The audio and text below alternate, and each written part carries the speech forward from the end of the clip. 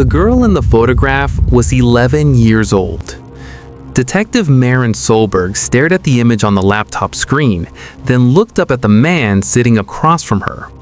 40 minutes ago, this man had walked into her station clutching 400 pages of evidence. He said he'd been scammed out of $93,000. He said he wanted justice. He handed her everything, every message, every photo, every transaction. He thought those pages proved he was a victim. He didn't realize what was on page 216. Before I tell you what the detective found, this channel covers scam stories most people never hear about. If that's something you care about, subscribing takes a second and helps keep these stories going. Now, where was I? Page 216. The photograph wasn't sent to him, it was sent by him. And what he wrote beneath it made the detective forget about the money entirely. But I'm getting ahead of myself. Let me take you back 2 years before any of this happened, to an Easter Sunday that no one in the Henham family has ever forgotten. The lamb had just come out of the oven when Torvald arrived. Brigida's farmhouse smelled like rosemary and roasted vegetables. Children ran through the hallways hunting for painted eggs. Adults clustered in the kitchen passing wine bottles and catching up on months of family news. Torvald stood in the doorway holding a basket of chocolates he had bought at the gas station on the way over. The plastic wrap was still visible around the handle. He smiled at the room. The room did not quite smile back. It wasn't obvious. Nothing ever was with Torvald. Just a slight pause in conversation. A mother pulling her daughter onto her lap. A teenage boy suddenly remembering he needed something from the other room. Brigida crossed to greet her brother. She took the basket and thanked him without looking at it. She asked how the drive was. She guided him toward the drinks table where the other men were gathered. The men shook his hand, asked about his retirement, nodded at his answers. Then, slowly, one by one, they found reasons to drift away. Torvald stood alone by the drinks table for almost 20 minutes before anyone spoke to him again. The incident happened around 4 in the afternoon. Most of the adults were outside watching the older children play football in the field behind the house. The kitchen was quiet, dishes soaking in the sink, leftovers covered in aluminum foil. Brigida's granddaughter Maya was 7 years old. She had wandered back inside looking for her stuffed rabbit, which she had left on the couch. Torvald was sitting on that couch. The rabbit was beside him. Maya walked into the room and stopped. Torvald looked at her, then at the rabbit, then back at her. He picked up the rabbit and held it out. Maya didn't move. Torvald smiled and patted the cushion next to him. He said the rabbit had been waiting for her. He said it missed her. He asked if she wanted to sit down. Maya stood frozen in the doorway. She was 7 years old, and she could not have explained what she was feeling, could not have put words to the alarm that was ringing somewhere deep in her chest. But she felt it. Children always feel it. Brigida found them 30 seconds later. She had come inside for more napkins. She walked into the living room and saw her granddaughter standing rigid by the door, and her brother sitting on the couch holding a stuffed animal with a strange expression on his face. Nothing had happened. Nothing that could be described or reported or proven. But Brigida felt her stomach drop like she had missed a step on a staircase. She said Maya's name too loudly. She crossed the room too quickly. She picked up the girl and held her against her hip and asked if she was okay. Maya nodded. Torvald set the rabbit down on the cushion. His expression shifted to something wounded, confused. He said he was just returning her toy. Brigida said thank you without looking at him. She carried Maya out of the room and did not come back for almost an hour. That night, after the guests had left and the dishes were washed and the house was quiet, Brigida sat at her kitchen table with a glass of wine and tried to understand what she had seen. Nothing. She had seen nothing. Her brother sitting on a couch, a child in a doorway, a stuffed rabbit between them. There was no crime, no contact, no words that crossed any line. Just a feeling. And you can't call the police about a feeling. You can't ban your own brother from family gatherings because something about him makes your skin crawl, can you? Brigida finished her wine and poured another glass. She thought about her daughter Eileen, who was 22 now and had spent her teenage years avoiding her uncle at every family event, who had once asked her mother why Uncle Torvald looked at her like that, and who had never been given a satisfying answer. She thought about Solveig, her other granddaughter, who was 11 and already developing, and had no idea that her mother made sure she was never alone in a room with her great-uncle. She thought about all the small arrangements the family had made over the years, the seating charts that kept Torvald away from children, the vigilance that had become so routine no one even noticed it anymore. They had built a cage of social engineering around Torvald Hennem, and he stayed inside it. For 56 years he had stayed inside it. Was that enough? Was containment the same as safety? Was suspicion without proof just paranoia? Brigida didn't know. She finished her wine and went to bed and did not sleep well. Torvald drove home that night in silence. No radio, no phone calls, just a dark road and his headlights and the thoughts he carried everywhere. He knew what his family thought of him. He had known for decades. The way they watched him, the way conversations died when he approached, the way children were quietly redirected whenever he entered a room. They thought he didn't notice. He noticed everything.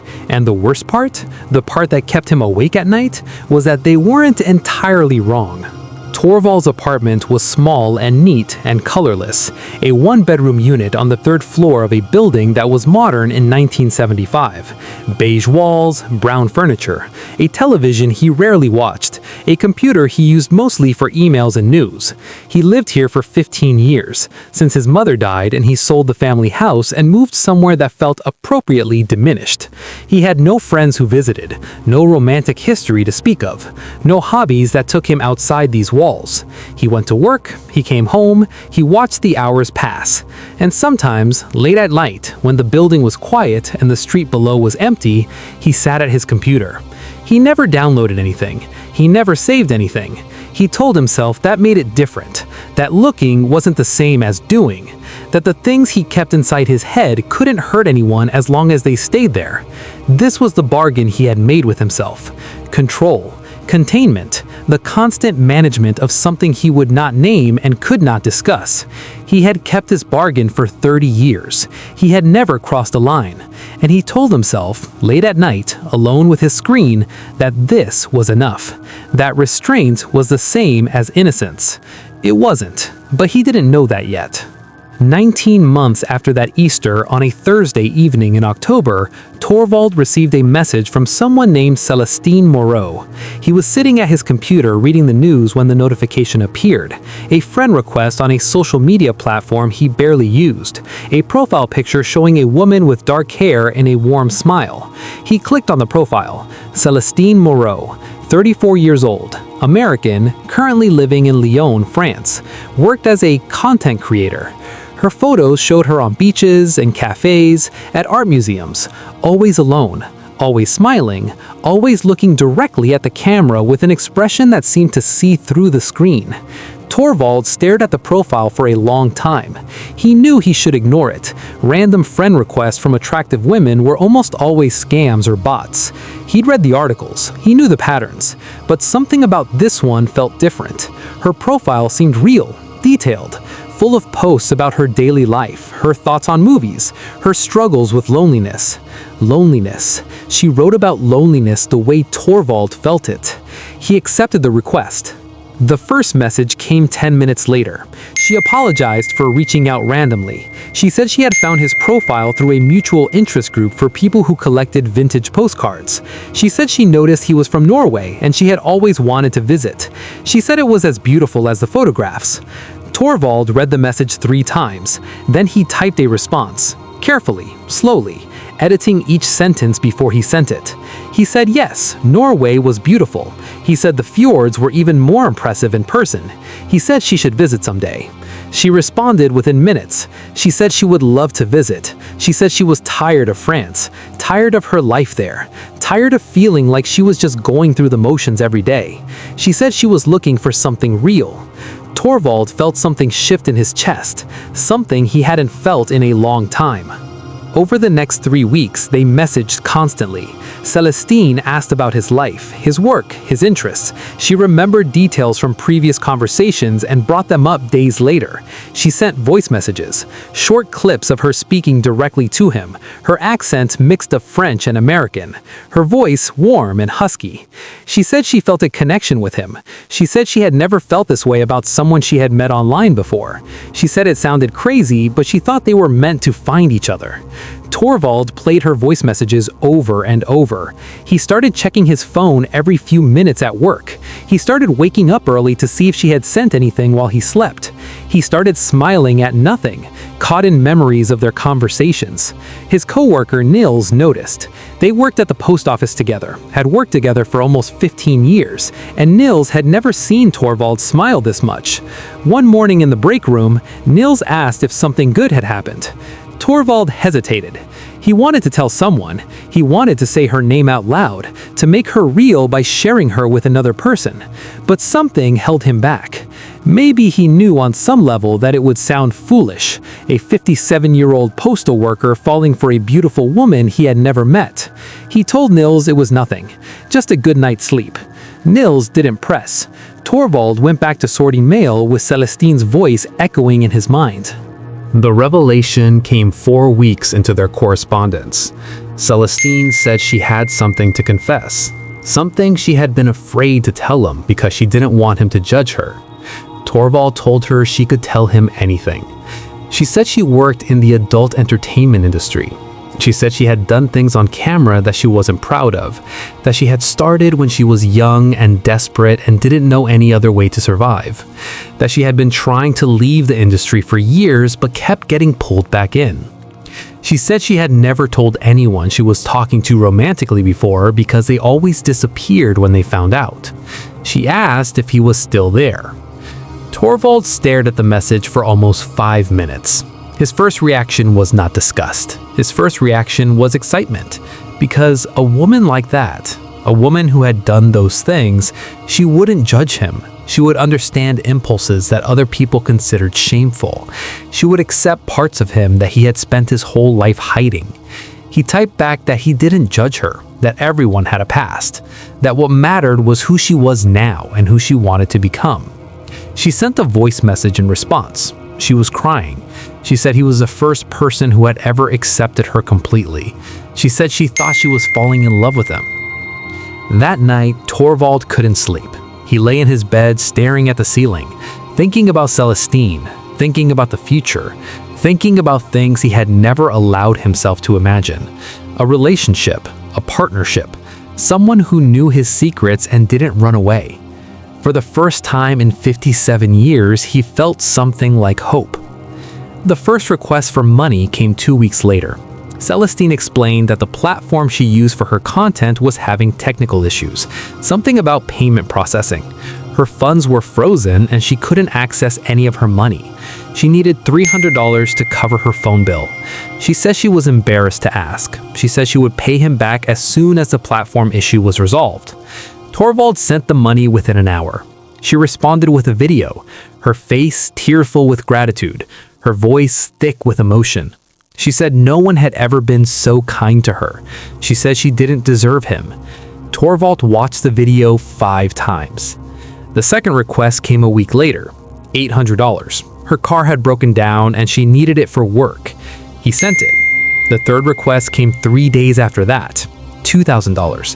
Her landlord was threatening eviction. She had nowhere else to turn. He sent it. Each time, Celestine responded with more videos, more voice messages, more declarations of love and gratitude. And each time, she revealed a little more of herself. The photos started coming in November. Intimate photos, the kind she said she only shared with people she truly trusted. Torvald saved all of them in a folder on his computer. Then Celestine asked if he would share something with her in return. She said she wanted to feel close to him. She said she wanted to know what he looked like. She said she wanted to see all of him. Torvald sent photos, not explicitly sexual at first, just himself, his apartment, his view of the city. But Celestine kept pushing. She said she wanted to know his fantasies, his deepest desires, the things he was afraid to tell anyone else. She said she wouldn't judge. She said she would understand. She said she was the only one who ever would. And here's the thing about loneliness. It makes you careless. It makes you desperate. It makes you forget that the person on the other end of the screen might not be who they say they are. Torvald had spent 57 years in isolation, 57 years of being watched and whispered about by his own family, 57 years of managing desires he had never acted on. And now someone was offering him acceptance, complete, unconditional acceptance. He would have given her anything, and eventually, he did. The conversation happened on a night in late November. Celestine had been asking about his fantasies for days, circling around the topic, getting closer each time. That night, she asked directly. She asked what he thought about, what he really thought about. Not the acceptable things, not the normal things, the real things. Torvald's fingers hovered over the keyboard for almost 10 minutes. He had never told anyone, never written it down, never admitted it even to himself in so many words. But Celestine understood. She had said so herself. She had done things that society judged. She knew what it was like to be an outsider. He started typing. At first, the words came slowly, carefully chosen, hedged with qualifications and justifications. But then something broke open. The things he had never told anyone, the thoughts he had never written down, the images that came to him unbidden and unwelcome, or so he told himself. He typed for almost an hour. When he finally stopped, his hands were shaking. He read what he had written, all of it. And for the first time in 57 years, he saw himself clearly. Not the version he presented to the world, not the careful, controlled man who never crossed lines. The real one. He closed his eyes. He could delete it, pretend it never happened, but Celestine was waiting. Celestine understood. He hit send. The response came almost immediately. Celestine said she understood. She said she had similar thoughts sometimes.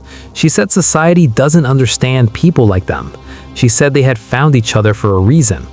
And then she asked if he had any pictures. The request was specific, not pictures of himself, pictures of the people he thought about. Torvald sat in front of his computer for a very long time. His hands were shaking. Some part of him knew he was crossing a line he had spent his entire life not crossing. But another part of him, the part that had been starving for decades, that part wanted to share, wanted to be seen, wanted someone to know who he really was and accept him anyway. He opened his photo library. He had thousands of pictures, family gatherings, holidays, birthdays and baptisms and confirmations. He scrolled through them slowly. And then he stopped. The photograph was from 8 years ago, a family vacation. His niece, Solveig, at 11 years old, on a beach, building a sandcastle in the afternoon sun. An innocent photograph, a family photograph. But Torvald cropped it, zoomed in, and wrote a message beneath it that gave the image a different meaning entirely. Then he hit send. The response came quickly. Celestine said she understood. She said she was collecting images for a special project they would share when they finally met. She asked if he had more. Over the following weeks, Torvald sent 14 more photographs, all from family gatherings, all of children, all with messages that made their purpose explicitly clear. Meanwhile, the money requests continued. $15,000 for a visa application, $20,000 for flights and an apartment, $8,000 for emergency surgery after a car accident. Celestine sent photos from a hospital bed, sent voice messages with a weak, breathy voice thanking him for saving her life. By December, Torvald had sent $63,000. By January, $81,000. By February, $93,000. His retirement account was empty. His mother's inheritance was gone. He had taken out a second mortgage on a property he no longer owned just to keep the money flowing. On February 14th, Valentine's Day, Celestine told Torvald she had a special surprise for him. She said the visa had finally been approved. The flights were booked. She was coming to Norway in March. She was going to marry him. Torvald sat at his computer and wept. For the first time in his life, someone had chosen him. Someone saw past the awkwardness and the isolation and the whispered suspicions. Someone loved him. He started making plans, cleaning the apartment, buying new furniture, imagining how he would introduce her to his family, or what was left of his family since he has stopped speaking to most of them months ago. He counted down the days until March. March 3rd arrived. Celestine was supposed to land at 2:25 p.m. Torvald was at the airport 3 hours early. He stood in the arrivals hall holding flowers he had bought that morning. He watched every flight from France disembark. He checked his phone constantly for updates. At 3 p.m., she still hadn't appeared. At 4 p.m., her flight was listed as arrived, but she wasn't among the passengers. At 5 p.m., he tried calling her number. Disconnected. At 6 p.m., he searched for her name online for the first time. And he found her photographs attached to dozens of different profiles. Different names, different stories, different men. Torvald sat in the arrivals hall until security asked him to leave. He drove home in a daze. He sat in his apartment in the dark for 3 days. He didn't eat, he didn't sleep. He just sat there staring at the wall, trying to understand what had happened. Here's what most people would have done next. They would have felt ashamed. They would have tried to move on. They would have accepted the loss and never spoken of it again. But Torvald was not most people. Torvald was angry. For the first time in his life, someone had made him feel wanted, normal, understood. And it was all a lie, a script, a transaction. He wanted someone to pay. He spent 4 days organizing his evidence. He printed every chat log, 400 pages.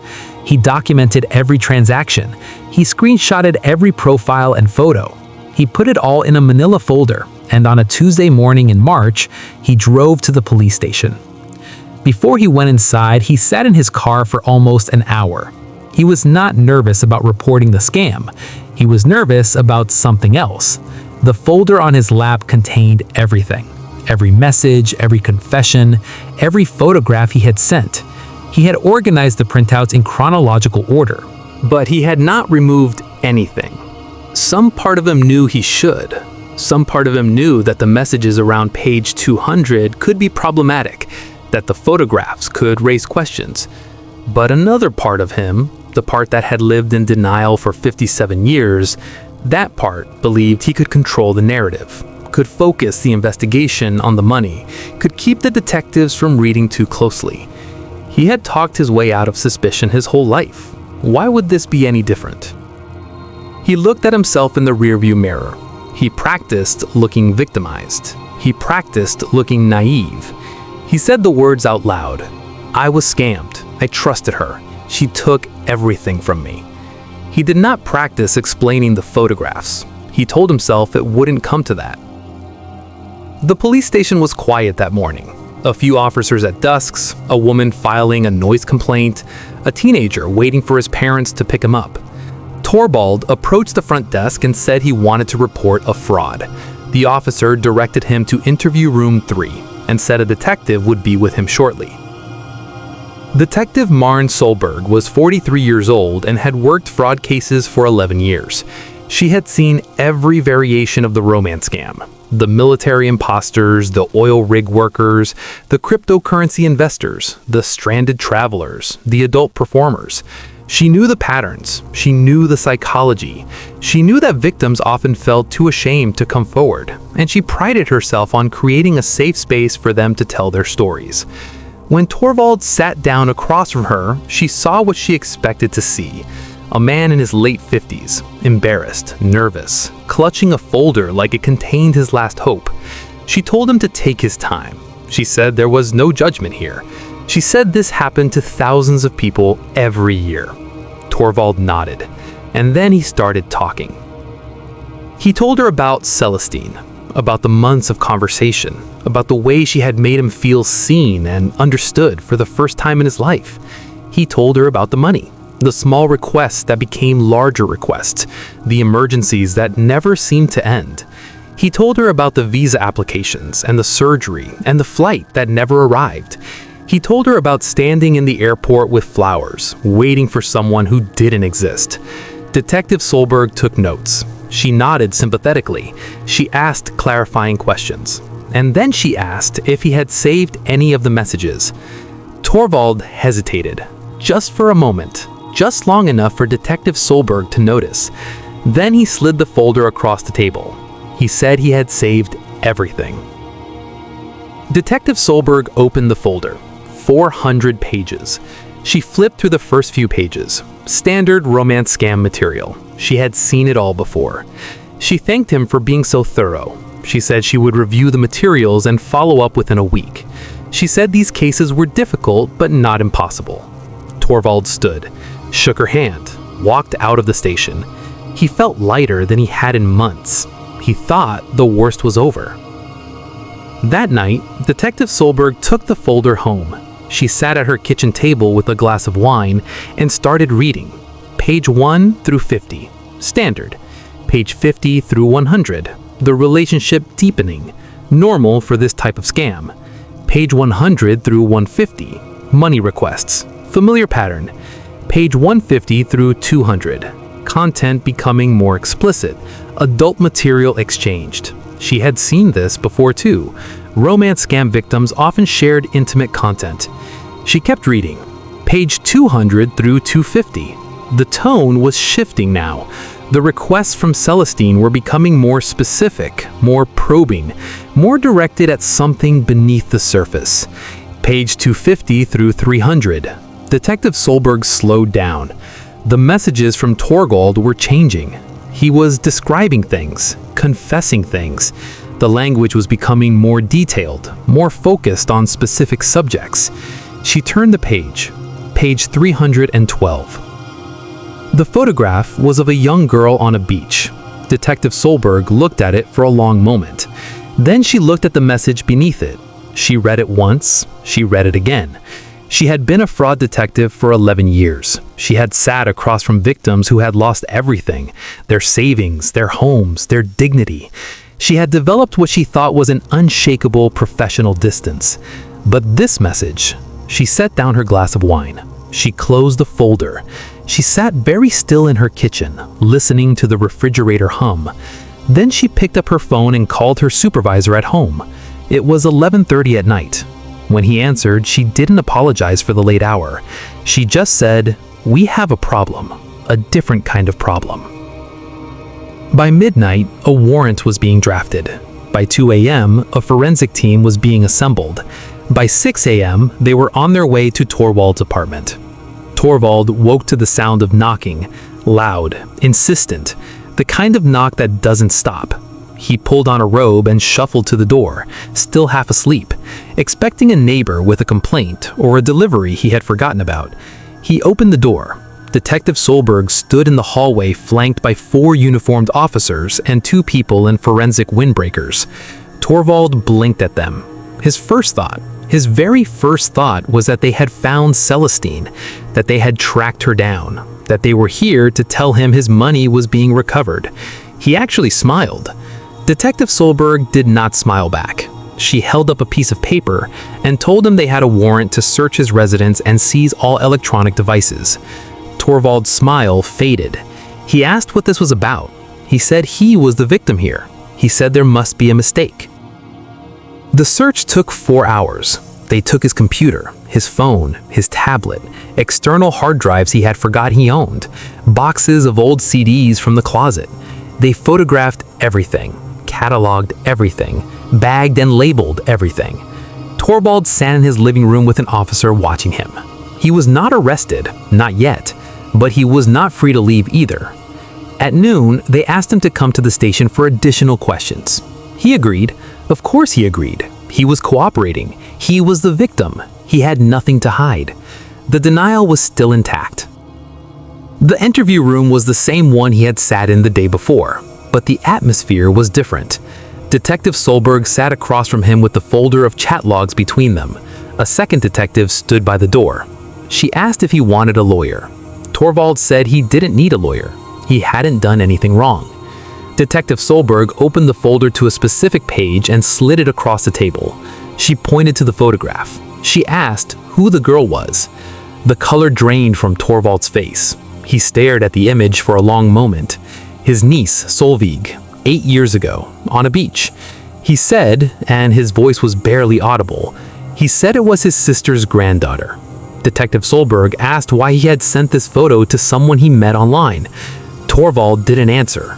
She asked what the message beneath it meant. Torvald didn't answer. She asked if he had sent other photographs of children. Torvald didn't answer. She told him they had already begun the forensic analysis of his computer. She said they would find everything eventually. She said this was his opportunity to explain. Torvald looked at the table. He said it was just fantasy. He said Celestine understood him. He said he never touched anyone. Detective Solberg slid another page across the table. A forensic report. Technical language. Timestamps. File origins. She pointed to a specific section. She said the scammer had sent him files. That's true. But the forensic team had found other files as well. Files that didn't match the timestamps of his conversations with Celestine. Files that had been on his computer for years, long before any scammer ever contacted him. Torvald stared at the report. His mouth opened, but no sound came out. She asked him to explain where those files came from. He said he didn't know. She asked if perhaps he had downloaded them himself. He said no, absolutely not. Maybe it was a virus, maybe hackers. She nodded slowly. Then she asked why, if it was a virus or hackers, he had opened those files 47 times over the past 3 years, according to the metadata. Torvald had no answer for that. They arrested him at 4:37 that afternoon. Possession of illegal material, multiple counts. The romance scam, the $93,000, none of that mattered anymore. He had walked into the police station as a victim. He walked out in handcuffs. The news broke that evening. His name, his photograph, his address. The reporters did not mention the scam. They did not explain how he came to the attention of police. They just showed his face and listed the charges and let the audience fill in the gaps. By morning, everyone who had ever known Torvald knew what he had been hiding. Brigida saw the news on her phone while making breakfast. She stood at her kitchen counter and stared at her brother's mugshot and felt something she couldn't quite name. Not surprise. She wasn't surprised. Not satisfaction. She didn't feel satisfied. Something more complicated. Something that had been building for 40 years. Relief and guilt. Relief that she had been right, that her instincts were correct all along. And guilt because if her instincts were correct, then every Christmas, every Easter, every family gathering where she let him be in the same room as her children and grandchildren, every one of those moments was a risk she had chosen to take. She called her daughter Elin first. Elin listened without speaking. Then she said 2 words. I know. She said she had known since she was 15 years old. She said her mother had told her to keep her distance but not to make accusations without proof. She said she had spent the last 20 years wondering if keeping quiet was the same as complicity. She still didn't have an answer. The trial took place 6 months later. Torvald's defense attorney argued that he had been manipulated, that the scammers had extracted his darkest thoughts through psychological manipulation, that the downloaded files might have been planted by hackers or sent without his knowledge. The prosecution argued that manipulation doesn't create desires, it only reveals them. They presented the chat logs, the photographs he had sent, the metadata showing when files had been saved and how many times they had been accessed. They presented testimony from digital forensics experts who said the files on his computer were not planted. They had been there for years. They had been opened repeatedly. The jury deliberated for 7 hours. Guilty on 4 counts. Torvald was sentenced to 3 years in prison. He was 61 now. He would be 64 when he was released. After that, he would be on the offender registry for life. The week before his sentencing, Brigida requested a visitation. She had to go through 3 security checkpoints. She had to sit in a room with a glass partition. She had to look at her brother through scratched plastic. She sat down, he sat down, and neither of them spoke for almost 2 minutes. Finally, Brigida said she had one question. Torvald waited. She asked if he had ever touched Solveig, her granddaughter, the girl in the photograph. Torvald looked at her through the glass. He said no. He said he had never touched anyone. He said the thoughts were there, but he had never acted on them, never crossed that line. Brigida nodded slowly. Then she asked another question. She asked if he had ever been alone with Solveig. Torvald didn't answer immediately. He looked down at the counter in front of him. He said there had been a few times, at family gatherings, when Brigida was busy with other guests, when no one was watching. He said nothing happened. He said he just looked. He said looking wasn't a crime. Brigida felt something cold move through her chest. She asked what he meant by looked. Torvald said nothing.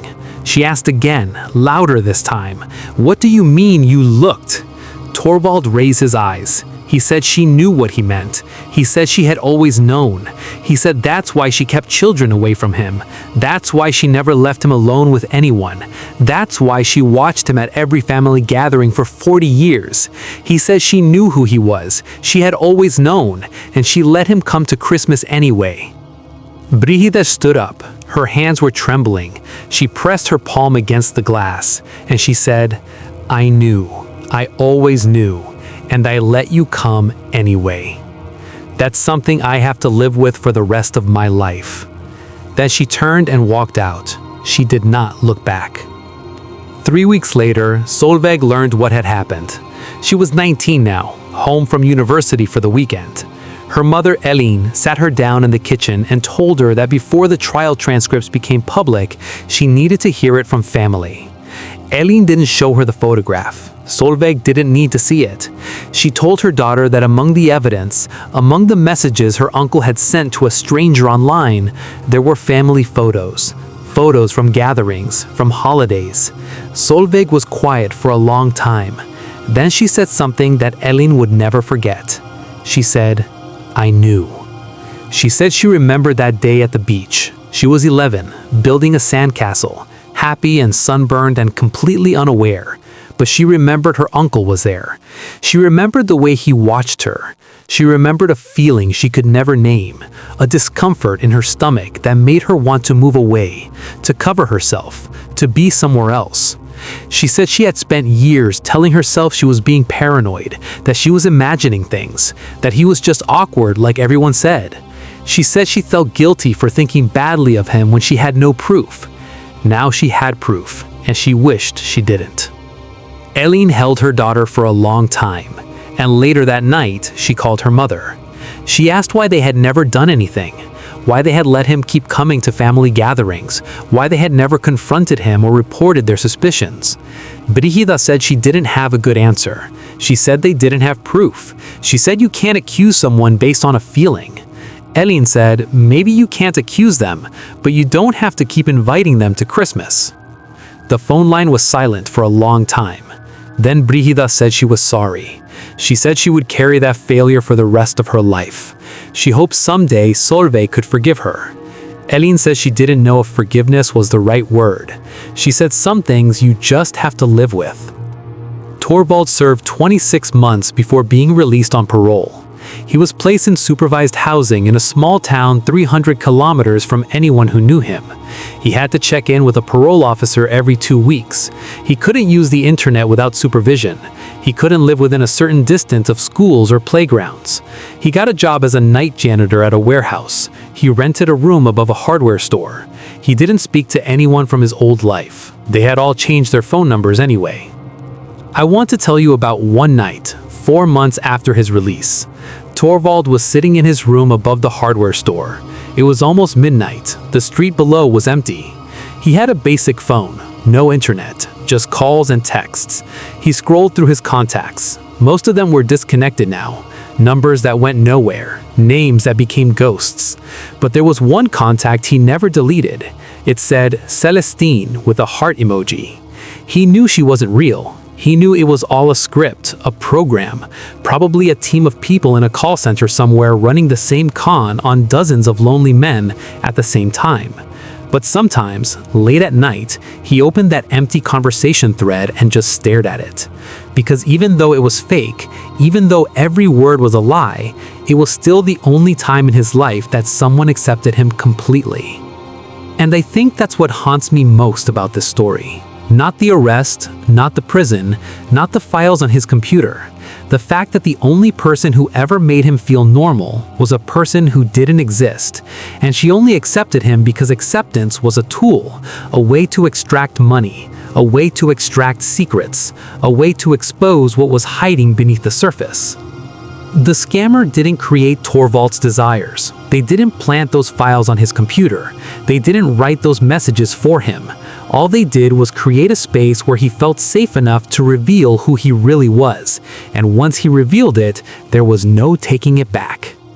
I don't have a lesson for you at the end of this story. I don't have a neat moral about romance scams or online safety. All I have is a question. If someone offers to see the darkest parts of you without judgment, how do you know if it's love or a trap? And does it matter if you were going to show them anyway? There's one more thing I keep thinking about. Brigida's words through the prison glass. I knew, I always knew, and I let you come anyway. A lot of people know that feeling. A lot of people have a Torvald in their family, someone they make them uncomfortable with, someone they watch from the corner of their eye, someone they don't leave alone with children without ever explaining why. And a lot of people do exactly what Brigida did. They stay quiet, they watch, they hope they're wrong. I'm not saying Brigida should have called the police based on a feeling. I'm not saying suspicion is the same as proof. But I am saying sometimes the things we don't say out loud are the things that matter most. Sometimes silence is its own kind of choice. Would you have done anything different? If Torvald was your brother, would you have confronted him? Banned him from family gatherings? Made a scene at Christmas based on nothing but intuition? Or would you have done what Brigida did? Watched and waited and hoped you were wrong? I don't know the right answer. I genuinely don't. But I know this. The scammer took $93,000 from Torvald. But maybe they also did something else. Maybe they exposed the truth that 57 years of family silence never could. Or maybe I'm wrong. Maybe Torvald would have died a lonely old man who never crossed the line. Maybe the thoughts would have stayed thoughts forever. Maybe the containment would have held. We'll never know. That's the thing about secrets. Once they're out, you can never know what would have happened if they had stayed hidden. Torvald is 64 now. He still lives in that room above the hardware store. He still works as a night janitor at a warehouse. He still scrolls through his empty contacts late at night, looking for a name that was never real. He will be on the registry for the rest of his life. He will die alone. And somewhere, the people who pretended to be Celestine are running the same script on someone else. Another lonely man. Another set of secrets waiting to be exposed. Another folder of messages that might one day end up on a detective's desk. Stories like this are more common than people realize. The scam part happens every day. Millions of dollars lost. Thousands of lives destroyed. But the other part, the part where the investigation reveals something the victim never meant to show, that happens more often than you'd think. If you've been through something similar, or if you know someone who has, or if this story made you think of something you've been carrying, you can leave a comment below or send it privately to the email in the description. No judgment, no names if you don't want. I'm just here to tell the stories. And one more thing before you go. Trust your instincts. If someone in your life makes you uncomfortable, if your body knows something your mind keeps explaining away, if you've been watching someone for years and hoping you're wrong, maybe you're not wrong. Maybe the feeling is the proof. Thank you for watching. Stay safe out there.